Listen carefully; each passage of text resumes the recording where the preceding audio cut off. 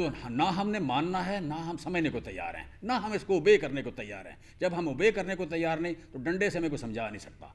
लिहाजा इस गंद के टोकरे को उठाएं, ये नहीं चलेगा। इस 90% महंगाई, 508% महंगाई, 80% महंगाई, 70% महंगाई किसकी? आम खाने पीने की चीज़ों की। भाई कैसे चलेगा? कैसे लोग सर्वाइव करेंगे? अगर सर्वाइव नहीं करते, आप जस्ट इमेजिन करेंगे अगर एक बंदे के घर में आटा नहीं है।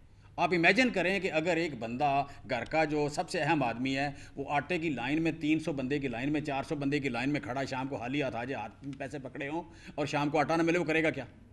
ये मुल्क किस तरह का होगा? किस तरफ हम जा रहे हैं? अगले साल हमें लग रहा है कि 5 मिलियन टन गंदम मंगवानी पड़ेगी बाहर से, पैदावार कम हो रही है। 5 मिलियन टन मंगवाने के लिए पैसे नहीं है, $2 बिलियन से ज़्यादा इसके पैसे लगने हैं। अगर आप अपने लिए तेल नहीं मंगवा सकते, अगर आप अपनी दालें नहीं मंगवा सकते, तो गंदम मंगवाने के पैसे कहाँ से आएंगे? और कोई बंदा आप पे एतबार करने को तैयार नहीं। कोई दुनिया का कोई डोनर, कोई दोस्त, कोई IMF, कोई बंदा आप पे एतबार करने को तैयार नहीं। घर बैठ के आप आकड़ते हैं इस तरह, जैसे मतलब राणा सनावला टाइप लोगों से आपने इकानमी मैनेज करनी है। आए फिर ज़राअत मैनेज कर लें, आए इंडस्ट्री मैनेज कर लें, पोल्ट्री मैनेज कर लें, फिशरीज मैनेज कर लें, यहाँ की सियासत मैनेज कर लें। भाई डंडे से सियासत नहीं मैनेज होती, डंडे से मुर्गी अंडे नहीं देती, डंडे से भैंस दूध नहीं देती, डंडे से टेक्सटाइल नहीं चलती, डंडे से डॉलर को कहना कि नीचे रहो नहीं होता। वो अंदर करने से डॉलर नीचे नहीं होता, अंदर करने से डॉलर तगड़ा नहीं होता, रुपया तगड़ा नहीं होता। सो नहीं हो रहा। जो नहीं हो रहा तो मैं समझता हूँ we are heading toward the starvation. बहुत सीरियस इशू है। मेरी आप लोगों से गुजारिश है कि इस बात को इतना ही सीरियस लें कि अगर लोगों के घर में आटा नहीं तो होगा क्या?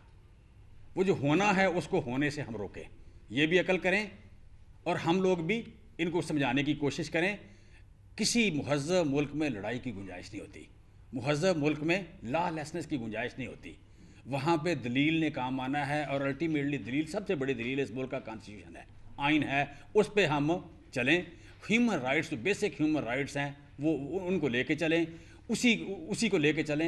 ये जो यहाँ का गवर्नर, यहाँ का जनाब इलेक्शन कमीशन, यहाँ की हुकूमतें बैठ के सारा दिन कवाली करते हैं, सारा दिन लोगों को मतलब पेड़ किस्म के लोग ला कर कि जी इलेक्शन क्यों नहीं हो सकते।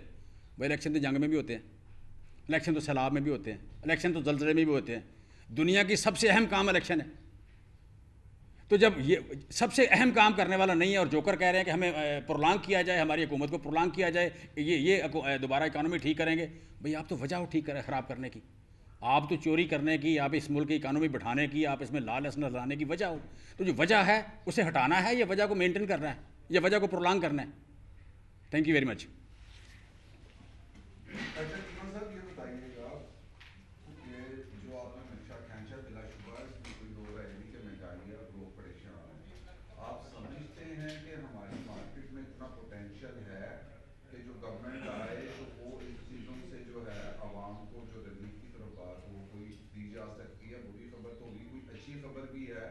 और क्या इस हवाले से जो तरीके इंसाफ है उसने कोई इकोनॉमिक पेपर या चीज़ तैयार की है कि आए तो वो इन जो मसाइल है उससे कैसे निकाल सकती है कौम को? बेसिक है कि हमने, आप कह लें कि पहले जो काम किया था, बस जस्ट खुराक की बात करें, खुराक की 8 बड़ी फसलें, मतलब गंदम है, चावल है, मकई है, चीनी है, एडिबल ऑयल हैं, सब्जियां हैं, दालें हैं। अच्छा, ये सारी चीज़ें जो हैं, ये वर्ल्ड एवरेज आप पिछले 2 साल की देखें, 2 साल की दुनिया की एवरेज ग्रोथ देखें और पाकिस्तान की ग्रोथ देखें। पाकिस्तान की ग्रोथ थी हर फसल में 4 गुना से लेके 11 गुना तक। पाकिस्तान की इन चीज़ों में, मसलन सब्जियों की दुनिया में ग्रोथ थी 3.5%, हमारी ग्रोथ थी 35%। हमने 2 साल में सब्जियां और फ्रूट्स जो पैदा किए ज़्यादा पिछले साल से, वो 35% ज़्यादा थे। अच्छा, तो वो हमने किया हुआ है, वो हमने टेम्पो बनाया कि दुनिया की ग्रोथ से, ये बड़े शायद बोलना आसान है, 4 गुना से लेके 10 गुना तक हमारी ग्रोथ ज़्यादा थी वर्ल्ड एवरेज से। एक चीज़। दूसरी बात कि आप टेक्सटाइल को देखें या हाउसिंग को देखें, IT को देखें, तो उस वक्त जो फिगर थी वो फिगर ही बेंचमार्क है। आज हम अगर और दूसरी बात आपने पूछा इकनॉमिक पेपर बना हुआ है। 16 जो प्रायोरिटी एरियाज़ थे वज़ीर-ए-आज़म के, मैं उनका तर्जुमान हूँ, उन 16 एरियाज़ पे काम हो रहा है, उसमें से 2 पे मैं काम करता हूँ। फूड सिक्योरिटी पे काम करता हूँ, और ये क्या नाम है, एनवायरनमेंट और वाटर रिसोर्सेज, उस पर ये मेरी रिस्पॉन्सिबिलिटी है। हम काम कर रहे हैं उस पर, फुल्ली काम हुआ है। लेकिन अगर आप वो पेपर बार देते हैं तो पेपर पे डिस्कशन होगी, इसमें ये नुक्स है, इसमें ये नुक्स है, इसमें ये नुक्स है। जो नकम्मे तरीन लोग हैं वो सारा दिन 2-4 बंदे बिठाएंगे, वो कहेंगे आए ज़रा साहब दें कि ये तो हो ही नहीं सकता, हो सकता है कि नहीं हो सकता, हमें इतबार नहीं है वगैरह। वो एक आप कह लें हो जाएगा। अदरवाइज़ हर चीज़ जो पहले भी हमने परफॉर्म किया, लेकिन अब जो तैयारी है वो बहुत अच्छी है। ये हो सकता है, ये पॉसिबल है। मतलब सिर्फ 2 फिगरें, 4 गुना से लेके 10, मैं भी आपको दे देता हूँ। 4 गुना से लेके 10 गुना तक हमारी वर्ल्ड ग्रोथ से ज़्यादा थी। और फिगर है यूएसडीए की और एफएओ की जो फिगरें हैं दुनिया की और यूएसडीए की, उन रिपोर्टों के मुताबिक पाकिस्तान की ये परफॉर्मेंस थी आखिरी 2 सालों की। अच्छा कीमत साहब, ये बताएं कि एक तो वज़ीर ख़ारजा कहते हैं कि मुल्क की जो हालात हैं उसका आप मुल्की खर्चे का इजहार करें, तो इसलिए के लिए तमाम जो जमातों को हम एक टेबल पर बिठाएंगे ताकि हालात बेहतर कर सकें। क्या आप एक तो उनके साथ बैठ सकते हैं? और दूसरा भी आपने कहा कि आर्टिफिशियल दहशतगर्दी जो है वो करवाई जा रही है, क्या ऐसा मुमकिन है लोगों की जानें ले ली जाएँ अपने मफाद के लिए? देखें, ये बात काफ़ी पुरानी हिस्ट्री है हमारे यहाँ, ये मौजूद है। लिहाजा ये कोई नई बात, मतलब आप कह लें ये इशू है, ये बदकिस्मती मौजूद है। ये जो यू कैन से कि ये बदकिस्मती है और ये मौजूद है। और मैं समझता हूँ शायद ऐसा रोकना चाहिए। अब इसको रुकना चाहिए, बहुत हो गई, ये बहुत हो गई इसमें। दूसरा ये है कि जो बैठना चाहिए, डेफिनेटली बैठना चाहिए, लेकिन कुछ बेसिक्स पे ज़रूर बैठना चाहिए। आप अगर आइन को वायोलेट करते हैं फिर क्या बैठना? आइन को वायोलेट करते हुए तो फिर डंडे के अलावा क्या है? आइन को वायोलेट ना करें, आए आप कहें जी आइन के मुताबिक बैठ के बात करते हैं। पाकिस्तान का कोई कानून, पाकिस्तान का सुप्रीम लॉ जो है वो आइन है। उससे हट के कानून कोई असेंबली भी कानून नहीं बना सकती, कोई अदालत नहीं बना सकती, कोई अदारा नहीं बना सकता। तो हम बैठ के क्या करेंगे? पहली कमिटमेंट आपकी ये होनी चाहिए कि आइन के मुताबिक बैठे, दैट्स इट। चीमा साहब, ये अगर इलेक्शन हो भी जाते हैं और आपकी हुकूमत ही आ जाती है, तो मतलब एक कोई रोड मैप तो आप दे नहीं रहे कि आप क्या करेंगे, कैसे चीज़ों को इम्प्रूव करेंगे। क्या आपकी हुकूमत आने से एकदम हर चीज़ ठीक हो जाएगी, दुरुस्त हो जाएगी? और दूसरा ये बता दीजिएगा कि क्या आप नहीं समझते कि जिस तरह के अब हमारे हालात हैं इक़्तिसादी, तो इसके लिए मिसाक़ मईशत की ज़रूरत है, उसकी ज़रूरत वाकई है? मैं समझता हूँ कि देखें, इसमें जो कि मिसाक़ मईशत से पहले आपको मिसाक़ जमहूरियत कहें, मिसाक़ सियासत कहें, मिसाक़ स्टेबिलिटी कहें, पॉलिटिकल स्टेबिलिटी, वो पहला है। मिसाक़ मईशत उसके बाद है। मईशत जो है उसकी पहली शर्त, दुनिया की सबसे बुज़दिल कमोडिटी पैसा है। जहाँ लॉलेसनेस होती है, जहाँ अनरेस्ट होता है, जहाँ कन्फ्लिक्ट होता है, पैसा वहाँ से उड़ जाता है। ये उड़ने वाला परिंदा है, पैसा वहाँ से उड़ जाता है।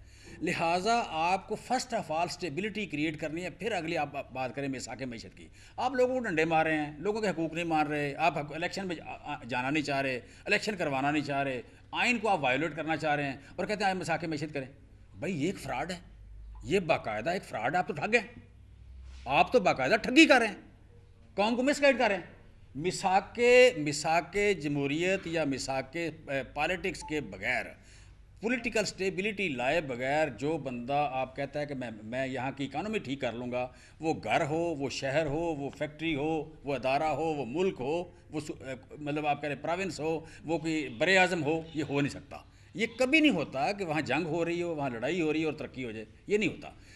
भूख और जंग इकट्ठे आते हैं, भूख, बीमारी, जंग इकट्ठे आते हैं।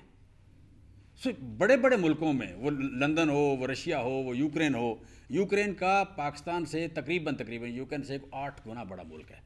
बेहतरीन ज़मीनें, बेहतरीन मौसम, आज वहाँ भूख है।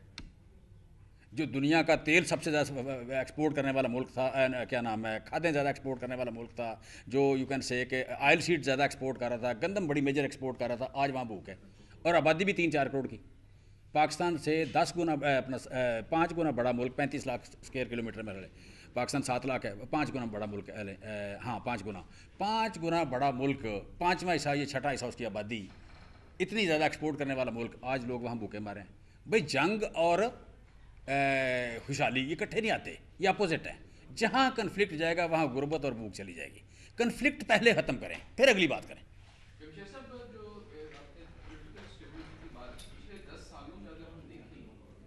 पार्टी ने सबसे ज्यादा एहतजाज किया सड़कों पे, चाहे वो जब हुकूमत में तब भी नजर आती थी और आज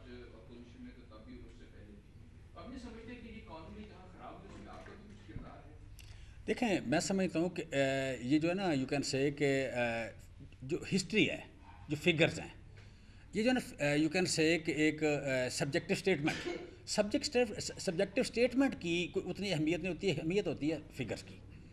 हम समझते हैं कि हमारे दौर में जो भी 4 या 5 लॉन्ग मार्च निकले, 7,000 बंदा निकला, 5,000 बोल उड़ाएगा सबका होश, भूल जाएंगे सब अपना जोश। देखिए पाकिस्तान की सबसे बड़ी PSL ट्रांसमिशन सकलैन मुश्ताक, रमीज राजा, सुहेब अलवी, जमील फारूकी और फहीम खान के साथ खेल का जुनून रोजाना रात 11 बजे सिर्फ बोल न्यूज पर। सब्सक्राइब करें और बेल दबाएं ताकि कोई खबर रह न जाए।